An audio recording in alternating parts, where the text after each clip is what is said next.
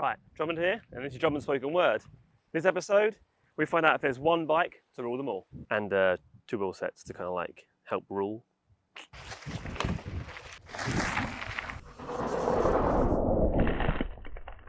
Now what I'm getting at here is you can have one bike which does a lot, and for the most part these days that means a gravel bike. This is my Specialized Diverge, and yes, it's a gravel bike, which means a bigger tyre clearance than most road bikes and slightly different geometry. But we can dive into that another time. What I'm talking about today though is making the bike as versatile as possible by pairing up two wheel sets to one bike. For me, making the decision to have two sets of wheels is down to versatility and comfort. Off-roading is great fun, and 700C wheels do it really well. But traditionally this bike limits itself out at 42C. At 650B though, you can go to 47mm, which is pretty damn wide. Hence the 650Bs here by Halo. These are the Vapor GXEs, and they make riding off-road a total breeze. To some degree, anyway. So when I'm talking about one bike to rule them all, there are a few things to consider before you start changing things up and putting a different set of wheels on your bike. So let's go through them, shall we? First up, big win, stronger wheels. When you reduce the size of your wheel, the triangles that the spokes make up become stronger and smaller. Meaning if you're going off-road and bikepacking, you can load up a little bit more and make sure your bike is durable and going to sustain a little bit longer if you do hit some really rough stuff. With those smaller wheels, you're going to get a bigger tyre, and that means more volume and more squidge, which means more give. And with the extra volume, a lot more compression and traction with a good set of tyres. These Halo GXC and GXR tyres are banging. 60 TPI, multiple compound and tubeless ready, super grippy and front of all the dust. They taste great, sound great, smell great, hear great, touch great. All the senses, buzzing.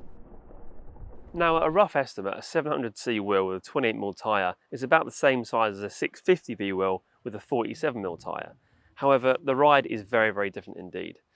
All that air in the tyre and a little bit less pressure if you're running tubeless, a bit more compression can happen under load. And that means your BB is going to sit a little bit lower, which means pedal strikes can happen. Also something to consider, the trail of the fork is going to feel different when you have a smaller wheel on. Bigger the wheel, more trail, and less trail with a smaller wheel. And that means when you're riding, the responsiveness to your handlebars is going to feel more twitchy.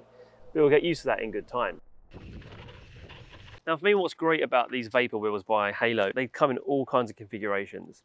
One set up for touring and another set up for racing, which means less spokes, lighter, more responsive, but also they do dynamo sets. So up at the front here, I've got an SP Dynamo hub laced to the Vapor rims, meaning I can go off-road and charge things as I'm moving. And it means it's a real adventure-ready kind of machine now. And of course, I'm down here for the gears. If you're swapping out a different set of wheels, it makes sense to have the same cassette on the rear. I was thinking of having two different chain rings at the front, but that means two different length chains, and you can't be chopping and changing chains just like that. So 9 to 50 tooth is what I'm doing on both sets of wheels. Plenty of range and a 40 tooth up front. And that's made a lot easier by the same hubs being used across the Carburas and the Vapor range.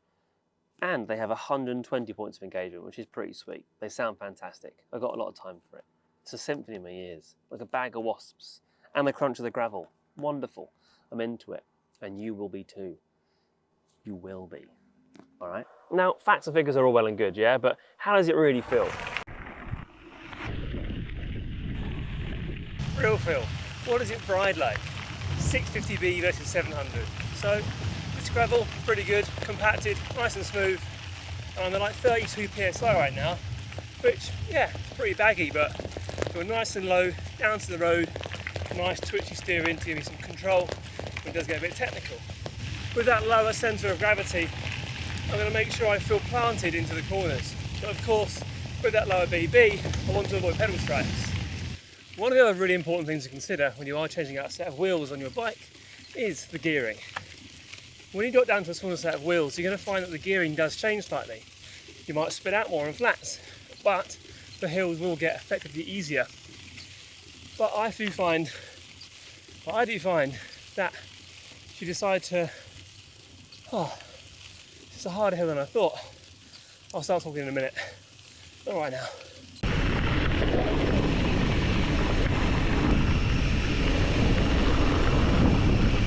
This is some of the most fun rolling and wavy gravel I've been on in a long time. It's made even more fun by wheels that can handle that little bit extra.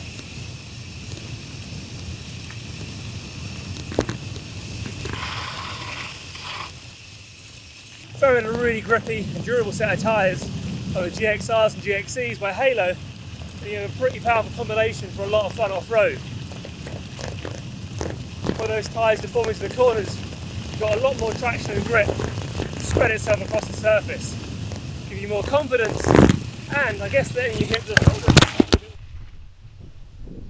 As I was saying, super smooth. On the subject of smooth, yes, it's raining. What a transition. No, this isn't CGI. But smooth rolling is exactly what the Carbura RCDs by Halo are all about, and available in 3 different sizes: 35mm depth, 50 and 80. On test here I've got the 35mm, and they're great lightweight, perfect for climbing and general cycling. The 50s, obviously a bit deeper, great for endurance, but the 80s, for me, too much wheel. More of a crit machine and great for time trials. Maybe one day, but not right now. They are an extremely lightweight option though, perfectly suited to doubling up on your one bike to rule them all.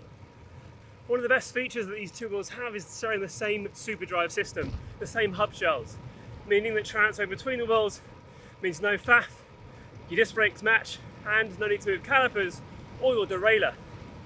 I was pretty surprised to find out that into the boxes they came in, there was in fact a wheel, as it was so light it felt kind of empty. Going left. Thanks for waiting.